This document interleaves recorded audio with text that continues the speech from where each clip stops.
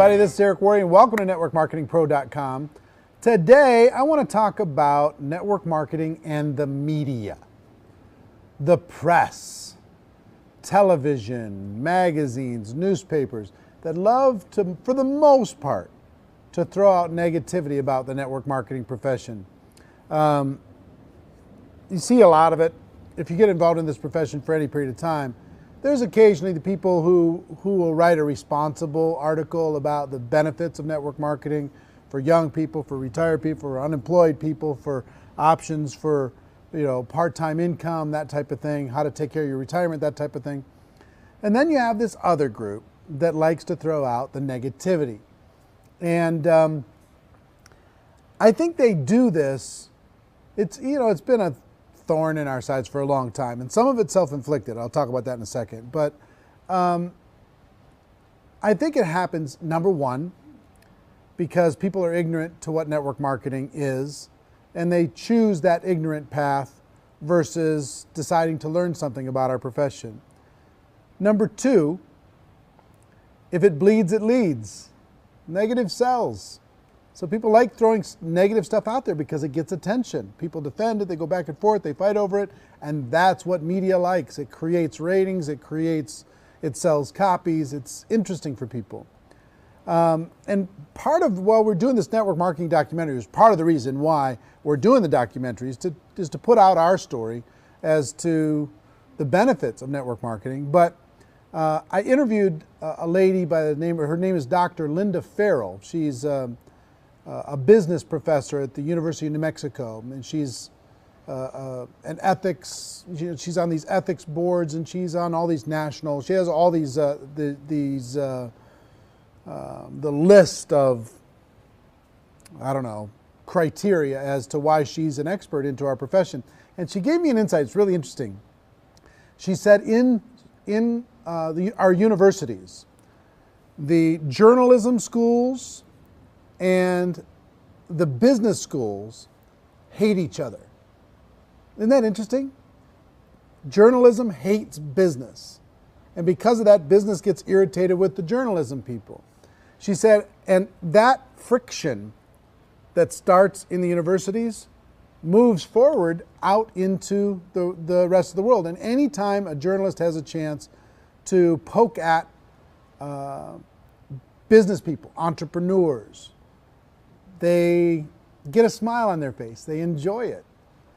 I think that's partly true.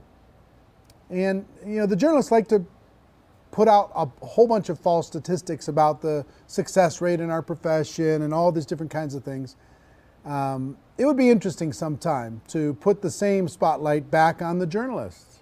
For example, how many people do you think go to journalism school every year?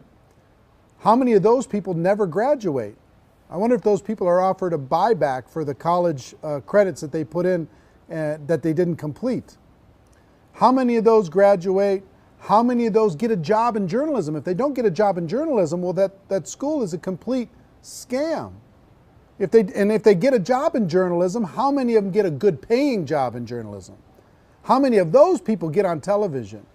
How many of those people write for major newspapers or major magazines? It's a fraction of 1%. The majority of those people are not making a living at all or making a small living in journalism. So, and yet they like to say, oh, it's only a few people at the top making money in network marketing, which is completely untrue, completely biased and distorted with the data. It's just something that I think it's going to take a while to educate them, where it just starts to make them look stupid if they continue to throw out this lazy journalism, if you want to call it journalism, this lazy storytelling. Network marketing is on the rise. Network marketing is coming of age. Network marketing is doing over $170 billion a year in revenue around the world.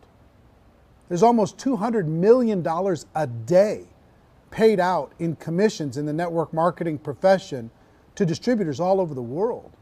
Almost $200 million a day. And yet we still have to defend ourselves from people who like to find every negative aspect of things and spin a story. I guess it's part of the evolution of anything. How people went crazy over department stores when they started to take over versus the mom and pop stores. How people went crazy against franchises when people thought franchising was absolutely a dirty word. People are going crazy now against the taxi cab companies are going crazy against the Ubers of the world. The hotels are going crazy against the Airbnbs of the world. I guess when any system gets threatened, it starts to throw out some negativity. So anyway, it's part of what we deal with. We all know better. Our job is to continue to educate. Our job is to continue to get better. And I will say, part of what we need to do on our side is take responsibility for not overstating how easy it is, how fast people are going to make money, how little work you have to put in. Anytime you say those things, you feed into this machine out there of people saying, see, it's too good to be true. We all know that it takes time. We all know that it takes work. We all know that it's a real business that has success and failure rates just like every real business, because entrepreneurs have to face their fear every single day. We know those realities. The realities of our business, the $200 million, almost $200 million a day that's being paid out in commissions, those realities are good enough. The success rates and the stories, the real stories of what happens in your company are good enough. You don't need to overstate. You don't need to give people promises that it's too easy or too fast. It's work like anything else, but it's good work and it's worthwhile and it helps people. We help people with our products every day. We help people with our opportunity every day. Hold your head high. No matter what these lazy people like to try and spin about what it is that we do, we know the truth. So I just thought I'd throw out my 2 cents on that subject today, and I hope you got value.